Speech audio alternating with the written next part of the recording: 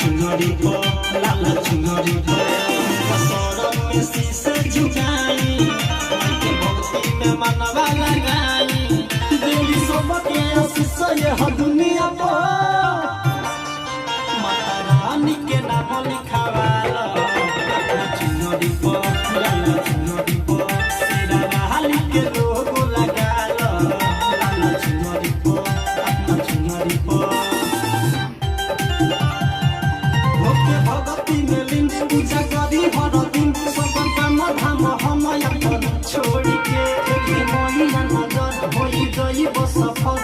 कर दिले हम हाथ जोड़ के भक्ति भगती में लिंग पूजा करी हर दिन सब काम धाम हम अपन छोड़ के मोहिया नजर होई गई बस सफल कर दिले हम हाथ जोड़ के तू अपने गति जगोरा जगा के अगरबत्ती अरे आरती देखावल जाई सुनरी के माता रानी के नाम लिखावालो लाल चुनरी पे सिरा बहाली